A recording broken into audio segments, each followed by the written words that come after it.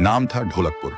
बड़ा ही शांत और सुंदर गांव था। लोग हमेशा खुशी से झूमते थे क्योंकि उस गांव में रहता था महाराज रायस्टार, जो अपने गांव के लिए एक शेर था जो कभी अपने लोगों के साथ गलत होने नहीं देता था। लेकिन उस गांव में छुपा था एक डरावना राज, एक राज जो सबके दिल में था पर जुबान पे नहीं। गांव के बीच एक सूखा हुआ पेड़ था जिसे लोग कहते थे श्रापित पेड़। ना कोई उसके पास जाता, ना कोई उससे आंख मिलाता। हर पूर्णिमा के अगले दिन उस पेड़ के नीचे एक लाश मिलती थी। लोग कहते रात में कोई आता है और लाश छोड़ जाता है, लेकिन कभी किसी ने कुछ देखा नहीं और देखता भी कैसे। जो देखता वो अगले दिन पेड़ के नीचे होता था।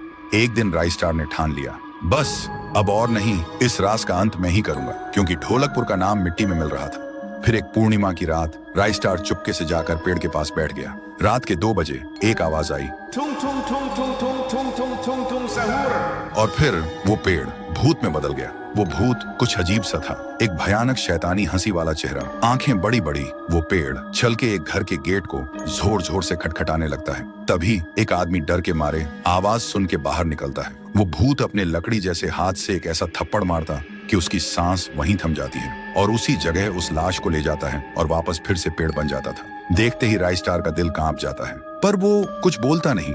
सुबह लोग भीड़ में जमा हुए और रायस्टार ने पहली बार उस पेड़ से बात करने की कोशिश की। पेड़ के अंदर से एक आवाज निकली, क्या तुम सब भूल गए मुझे? रायस्टार बोलता है, तू कौन है? पेड़ बोलता है, मैं हूँ ठुन ठुन ठुन साहुर। एक वक्त था जब मैं भी इस गांव का एक प्यारा सा बच्चा था, लेकिन 100 साल पहले मुझे इसी पेड़ से रस्सी बांधकर उल्टा लटका दिया गया, गांव वालों की आंखों के सामने, और मेरी मौत को तमाशा बना दिया गया, सिर्फ इसलिए क्योंकि मैंने एक राज देख लिया था जो लोग छुपाना चाहते थे।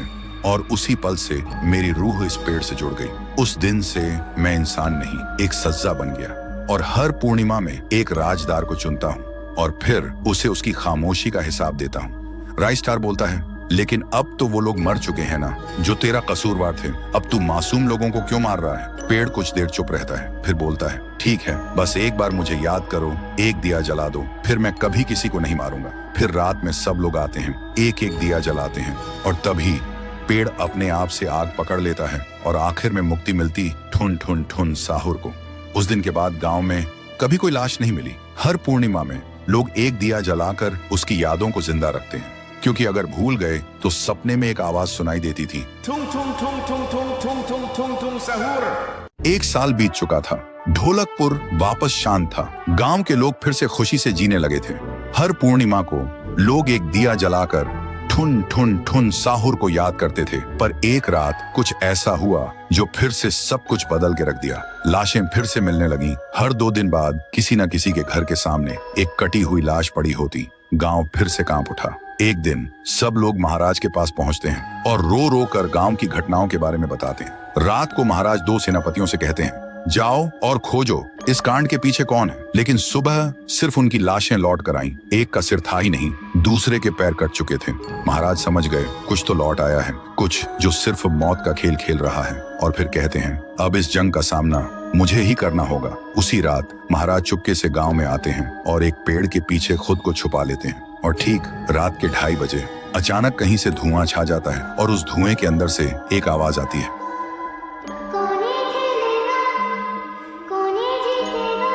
और फिर धुएं के बीच से निकलती है एक गुड़िया, गोल आंखें, एक बेजान सी मुस्कान, लेकिन चेहरा मौत का पैगाम।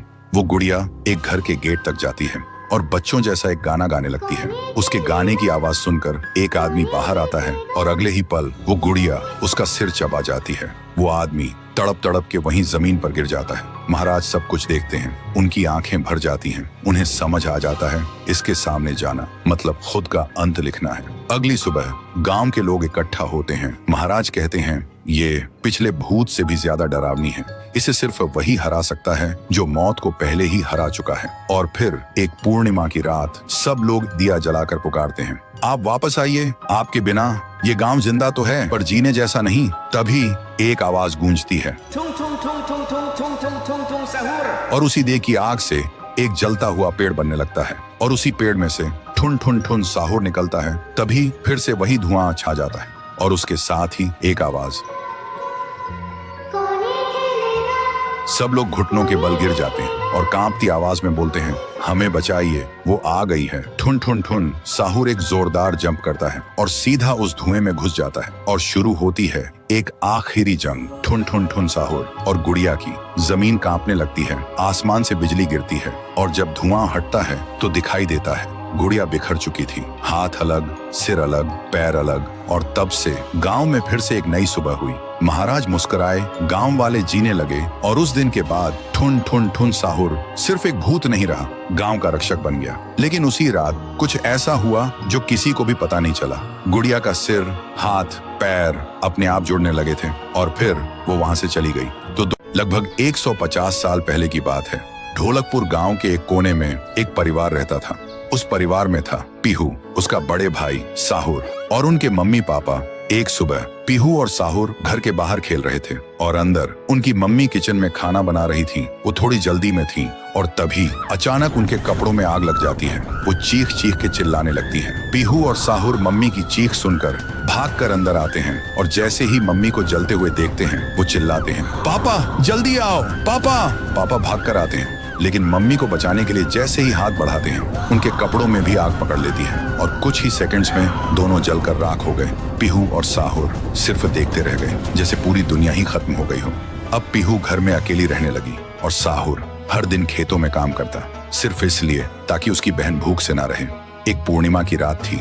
साहुर खेतों से काम करके घर लौट रहा था। तभी उसकी नजर जाती है एक घर की खिड़की पर। वो देखता है एक आदमी किसी का खून कर रहा था। ये देखते ही साहुर के पैर कांपने लगे और जैसे ही वो पीछे मुड़ता है एक और आदमी हाथ में खंजर लेकर खड़ा था। वो आदमी बिना कुछ कहे साहुर पर वार कर देता है। फिर गांव के लोगों को इकट्ठा करते हैं और वही आदमी चिल्लाता है, ये लड़का मेरे घर में घुसकर चोरी कर रहा था और जब मैंने रोका तो मुझे ही मारने की कोशिश की। अब आप लोग ही बताओ इसके साथ क्या किया जाए। गांव वाले गुस्से से भड़क उठते हैं और चिल्ला के कहते हैं, इसे उस पेड़ पे जिंदा उल्टा लटका दो। साहुर गिड़गिड़ाता है, मैं बेकसूर हूँ, मैंने कुछ नहीं किया। लेकिन गांव के किसी ने भी उसकी एक ना सुनी। उधर उसकी बहन रात भर उसका इंतजार करती रही और सुबह जब वो उसे ढूंढने निकली तो देखती है उसका भाई गांव के बीच वाले सूखे पेड़ से उल्टा लटका हुआ है। ये देखते ही पीहू टूट जाती है, जोर जोर से चीखने लगती है और उसकी चीख पूरे गांव में गूंज जाती है। फिर गांव वाले पीहू को भी चोर का बहन कहकर गांव से निकाल देते हैं और तब से साहुर की आत्मा उस पेड़ के अंदर समा गई थी और पीहू गांव के बाहर एक झोपड़ी में रहने लगी थी। रोज एक पेड़ के नीचे बैठकर भीख मांगती थी लेकिन कोई भी उसे कुछ भी खाने को नहीं देता था। वो बस भूखी पेट पेड़ के नीचे लेटी रहती थी। साहुर भी अपनी बहन का दर्द महसूस कर पाता था लेकिन वो कुछ नहीं कर सकता था। फिर एक दिन पीहू रास्ते में खाना मांग रही थी और तभी एक नशे में चली गाड़ी ने उसे कुचल दिया था। तब से पीहू एक भूखी आत्मा बन गई जो हर गांव में भटकती थी, सिर्फ एक ही बात कहकर, मुझे भूख लगी है। ये सब याद करते ही तुंग तुंग तुंग साहुर की आंखों से आंसू टपकने लगते हैं और तभी उसे एक आवाज सुनाई देती है और बिना कुछ सोचे तुंग तुंग तुंग साहुरा उस सूखे पेड़ के अंदर से निकलता है और अंधेरे में सीधा उस आवाज की तरफ चल पड़ता है। तो दोस्तों, अगर आप चाहते हो कि अगले पार्ट में पीहू, गुड़िया और तुंग तुंग तुंग साहुर की पावर दिखाई जाए तो इस वीडियो को 2 लाख लाइक्स तक पहुंचाओ, तभी आएगा असली तांडव। एक लड़की थी, नाम था पीहू। ना माँ थी ना बाप। एक झोपड़ी में अकेली रहती थी। हर रोज सड़क किनारे बैठ जाती थी। फटे कपड़े, गंदे बाल और आंखों में भूख की जलती हुई आग। लोग आते जाते, कोई दान देता, कोई थूक के चला जाता। लेकिन पीहू कुछ अजीब थी। जिसने उसे खाना दिया उसके हाथों में फूल खिलते थे और जिसने उसे नजरअंदाज किया या हंस के निकला, कुछ ना कुछ उसका कट के ही रहता था। एक दिन शहर का सबसे बड़ा ठेकेदार तिवारी सेठ को जोर से सूसू लगी थी। वहीं जगह आके गाड़ी रोकता है। गाड़ी से उतरते हुए देखकर पीहू हाथ जोड़ के बोली, भूख लगी है अंकल, कुछ दे दो। तिवारी ने हंस के कहा, जा भाग यहाँ से भूतनी के, और बिना शर्म के उस मासूम लड़की के ऊपर ही सूसू कर दिया। पीहू चुप रही, कुछ बोली नहीं, बस अपनी आंखों से सेठ को देखा। अगले दिन ब्रेकिंग न्यूज थी। तिवारी सेठ की गाड़ी का ब्रेक फेल हुआ था और पेड़ से टकराई और सिर धड़ से अलग। लोग बोले कुदरत का न्याय है, लेकिन कुछ समझदार लोग धीरे से बोले, न्याय नहीं, ये उस भूखी बच्ची का श्राप है। और एक रात एक कॉलेज लड़का आया। पीहू ने हाथ फैलाया, भैया कुछ खिला दो, बहुत भूख लगी है। लड़का हंसा, तेरा पेट नहीं भरेगा कभी, चल हट। लड़का बोल के चला जाता है। उसी रात 2 बजे वो लड़का सो रहा था। उसे एक आवाज सुनाई दी, अब तुझे भूख लगेगी पर खाने को कुछ नहीं मिलेगा। कभी नहीं, अगली सुबह लड़का पागल हो चुका था। हर प्लेट से खाना गायब, जो भी खाना रखता था सब गायब हो जाता था। उसकी जिंदगी से भोजन नाम की चीज ही गायब हो गई थी। धीरे धीरे पीहू की कहानी फैल गई। जो उसे खिलाता है बच जाता है, जो हंसता है मिट जाता है। अब सड़क के कोने पे लोग लाइन लगा के खाना देने लगे डर के मारे। लेकिन ट्विस्ट ये है, पीहू कोई इंसान नहीं है, वो एक भूखी आत्मा है जो सालों पहले इसी जगह पर खाना मांग रही थी और एक नशे में चली गाड़ी ने उसे कुचल दिया था।